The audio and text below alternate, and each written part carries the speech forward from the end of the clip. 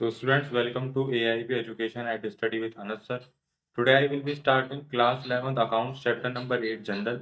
Last class में हमने से क्वेश्चन ही कर रहे हैं, इनके 5 क्वेश्चन लगभग हम करते हुए आ चुके हैं. आज भी हम क्वेश्चन स्टार्ट करेंगे, तो स्टार्ट करते हैं हम क्वेश्चन नंबर 6 जो कि काफी इंपॉर्टेंट है एग्जाम पॉइंट ऑफ व्यू से. So let's start. तो स्टूडेंट्स, हम स्टार्ट करते हैं अपना question number 6.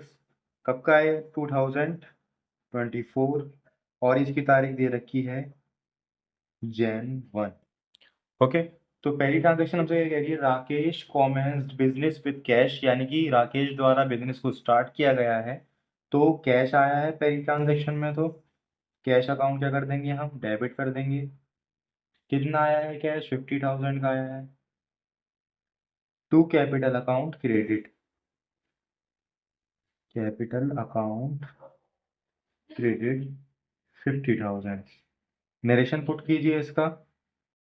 Rakesh started business with cash. So यारी ट्रांजेक्शन कंप्लीट. सेकंड ट्रांजेक्शन की तरफ मूव होते हैं. Jan 2 की परचेज गुड्स फॉर कैश, यानी गुड्स परचेज करे हैं तो परचेज अकाउंट डेबिट कर देंगे हम. गुड्स को किससे डिनोट करते हैं? परचेज से. तो purchase account debit to cash account credit, क्योंकि कैश में खरीदारी की गई है, कैश कम हो गया हमारे पास. कितना रुपए कर दें? 10,000 रुपए के. 10,000 डेबिट में और 10,000 रुपए ही क्रेडिट में आ जाएंगे हमारे. ठीक है. सो नेक्स्ट ट्रांजेक्शन में मूव होते हैं हम. वो कब की दे रखी है? Jan 5 की. बट उससे पहले इसका नरेशन पुट कीजिए. Purchase goods in cash. Next transaction में मूव हो जाइए. Jan 5. इसमें ट्रांस बता रखा है purchase goods from Mohan Delhi, यानी कि गुड्स परचेज करे गए हैं. और ऑफिस की बात है, इसमें बता रखा है क्रेडिटर का नेम, तो क्रेडिट भी परचेज करे गए हैं. ठीक है. तो क्या आएगा इसके अंदर? परचेज अकाउंट डेबिट, यानी परचेज गुड्स कैसे भी आए बट आए हैं, परचेज को तो हम डेबिट कर देंगे. परचेज अकाउंट डेबिट कितने रुपए से? इसका अमाउंट है 60,000. And then after to Mohan account credit, जो कि हमारा क्रेडिटर है, इसको पैसे नहीं दिए हैं, ये 60,000 क्रेडिट में डाल दीजिए. ठीक है. Purchase goods on credit. ठीक है. या नाम लिख दीजिए चाहो तो, वरना कोई दिक्कत वाली बात. सो नेक्स्ट ट्रांजेक्शन पे आइए. परचेज फर्नीचर फॉर ऑफिस, यानी कि फर्नीचर परचेज किया गया है किसके लिए? ऑफिस के लिए. और इसके अंदर कुछ बता नहीं रखा, तो इसको हम किससे डिनोट करेंगे? इसको हम मानेंगे कैश के अंदर. तो ये Jan 10 की ट्रांजेक्शन हमें बता रखी है. तो फर्नीचर अकाउंट डेबिट इसका अमाउंट कितना है? 2,000 टू कैश अकाउंट क्रेडिट. ठीक है.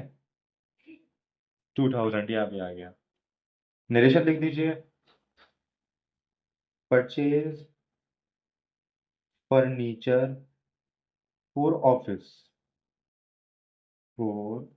Office use. ठीक है. फिर नेक्स्ट ट्रांजेक्शन आती है हमारे पास 15 जनवरी की. सोल्ड गुड्स फॉर कैश, यानी गुड्स बेच दिए गए बेसिकली. और किसमें बेचे हैं हमने? कैश के अंदर. कोई भी डेटर नहीं है हमारा, तो कैश आ गया हमारे पास. कैश को कर दो डेबिट.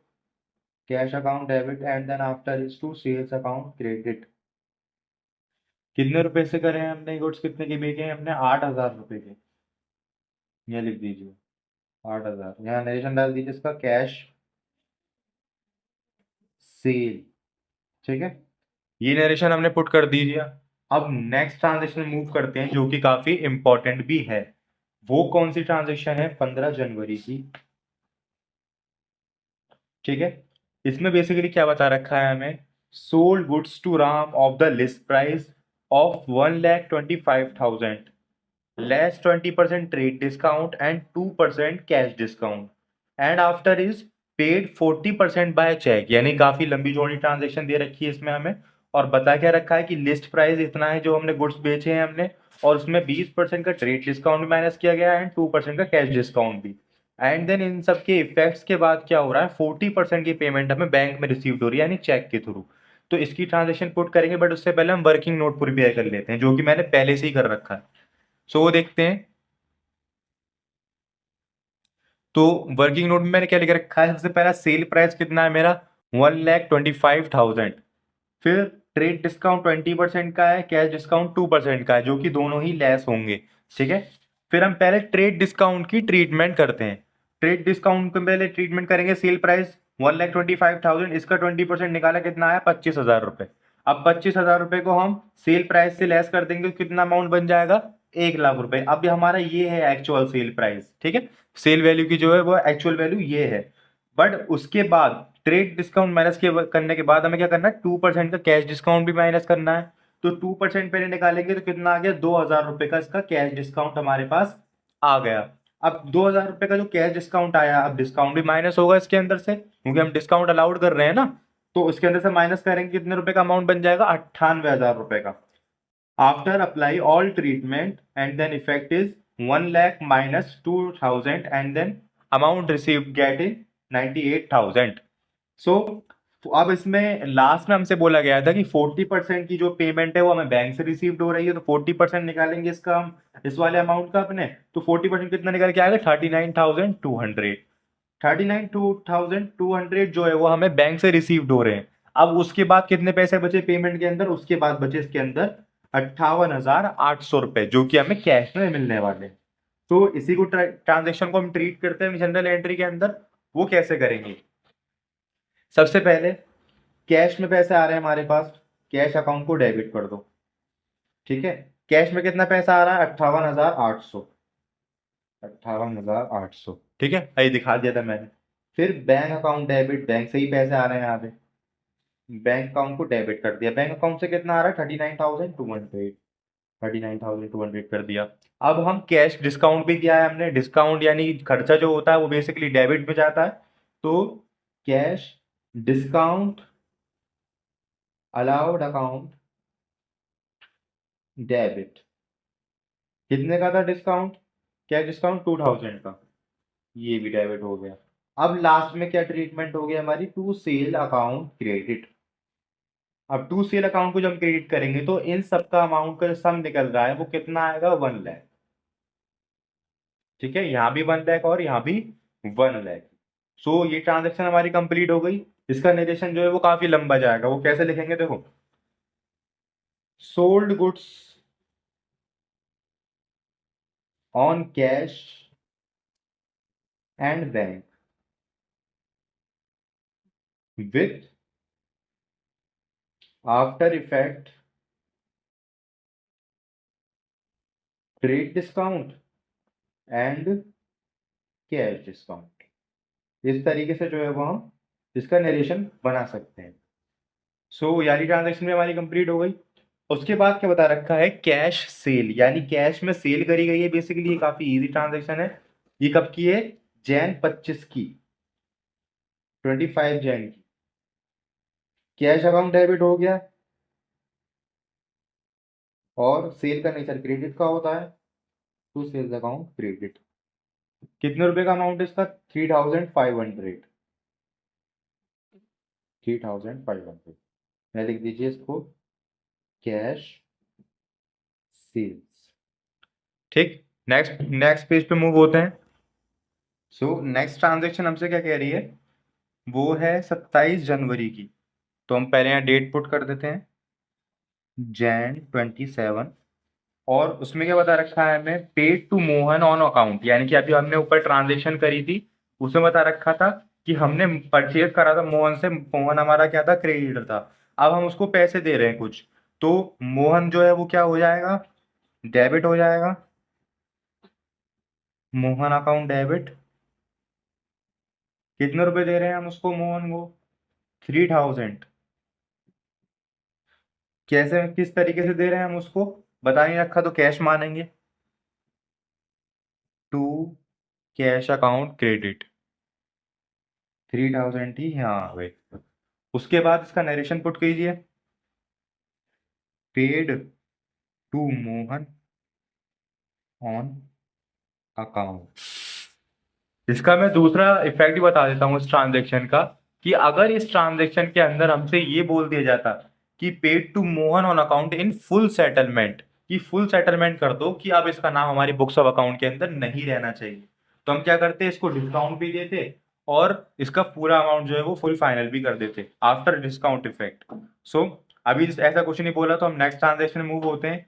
अब बता क्या रखा है 28 जनवरी की ट्रांजेक्शन के अंदर, Jan 28 Ram returns goods of sale value, यानी कि क्या है, राम ने जो है वो रिटर्न करे हैं गुड्स हमें, और किसके ऊपर, सेल वैल्यू के ऊपर, जो लिस्ट प्राइस है बेसिकली। और वो कितने के गुड्स रिटर्न करे हैं इसने हमें, 5000 के। तो 5000 के जो उसने गुड्स रिटर्न करे हैं, और हमने ऊपर क्या करा था, ट्रेड डिस्काउंट दिया था, कैश डिस्काउंट दिया था। तो पहले हम इन सभी चीजों को क्या है, माइनस करेंगे इस अमाउंट के ऊपर, तब जाके हम इसकी एंट्री पुट करेंगे। तो पहले वर्किंग नोट प्रिपेयर करते हैं हम। स्टूडेंट्स, हमने वर्किंग नोट प्रिपेयर कर लिया है, उसको देखते हैं। सो देखिए, वर्किंग नोट में पहले क्या चीज है, सेल्स रिटर्न कितने की हो रही है हमें, 5000 की, ठीक है। और ट्रेड डिस्काउंट दिया था हमने 20% का, तो पहले 20% का ट्रेड डिस्काउंट माइनस करा, कितना का आया, 1000 का ट्रेड डिस्काउंट आया हमारा यहाँ, ट्रेड डिस्काउंट, ठीक है। अब ट्रेड डिस्काउंट में से सेल वैल्यू को माइनस कर दिया हमने, तो कितने का अमाउंट बन गया, 4000 रुपए का। अब हमने कैश डिस्काउंट भी दिया था उसको 2% का, तो 2% कैश डिस्काउंट निकाला, कितने रुपए का आया, 80,000 रुपए का। अब इस वाले अमाउंट में से जो एक्चुअल वैल्यू है सेल की, जो जैसे कि हमने यहाँ ट्रीट किया था 98,000 के अंदर से हमने क्या करा था, कैश डिस्काउंट माइनस करा, तब जाके अमाउंट मिला था। वैसे ही हम 4000 के अंदर से 80 रुपए माइनस करेंगे, टोटल ऑफ अमाउंट कितने का आ रहा है हमारे पास, 3920। ये वाला अमाउंट आ रहा है हमारे पास। अब हम इसको treat, so sales return account debit, sales return account debit 3920, right. Then discount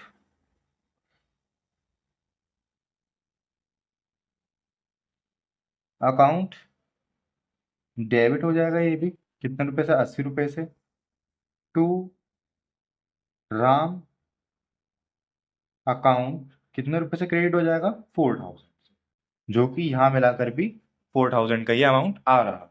so ये वाली ट्रांजेक्शन भी हमारी कंप्लीट। अब हम नेक्स्ट ट्रांजेक्शन के ऊपर मूव होते हैं कि क्या क्या बता रखा है हमें। बाकी सारी ट्रांजेक्शन तो काफी इजी है, लाइक पेड सैलरीज 31 जैन की ये ट्रांजेक्शन, बट इससे पहले हम इसका नरेशन लिख देते हैं। Sales return by Ram after effect of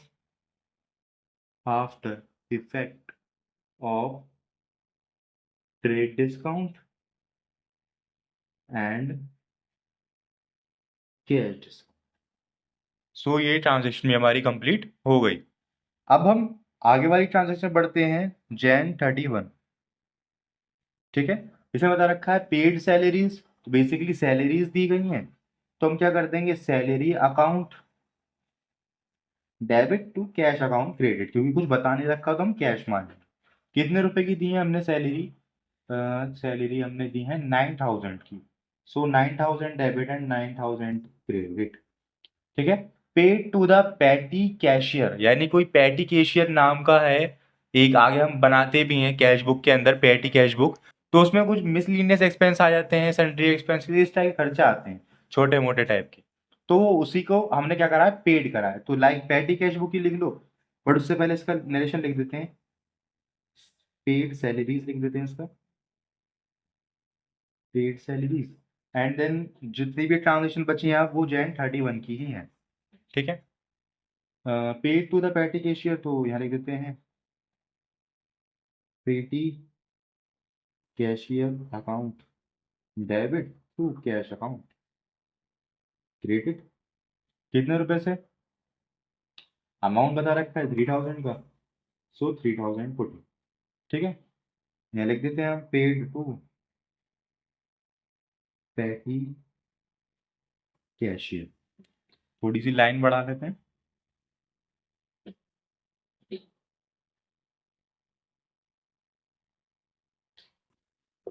Jain 31 की अब एंट्री बची है हमारे पास। तो जैन 31 की एंट्री हमसे क्या कह रही है, पेड वेजेस ऑन स्टाफ, ठीक है, वेजेस पेड कर गई हैं, तो वेजेस अकाउंट डेबिट, कुछ नहीं बता रखा, कैश में मानिए, to cash account credit 5000 and then after 5000 यहाँ लिख दीजिए इसका amount, paid wages. So students, इस क्वेश्चन की लास्ट एंट्री करते हैं हम, जैन 31 की भी है वो भी, rejected and return 5% of goods supplied by Mohan, यानी कि ऊपर जो है हमने गुड्स परचेज करे थे मोहन से, कितने रुपए के, 60,000 रुपए के। और जब हम ट्रांजेक्शन के अंदर अपने आगे बढ़े तो हमने क्या देखा, हमने गुड्स जो है वो मोहन को, मतलब जो गुड्स खरीदे थे उसके पैसे भी दे दिए कुछ, और पैसे कितने दिए थे हमने, 3,000 रुपए, और परचेज कितने करे, 60,000 रुपए का। तो 60,000 रुपए में से 3,000 रुपए हम घटाएंगे तो कितने रुपए बचेंगे हमारे पास, 57,000। तो उन 57,000 के जो गुड्स बचे हुए हैं उसमें से 5% के गुड्स क्या कर रहे हैं, हम उनको रिटर्न कर दे रहे हैं। तो 57,000 का अगर मैं 5% निकालूं,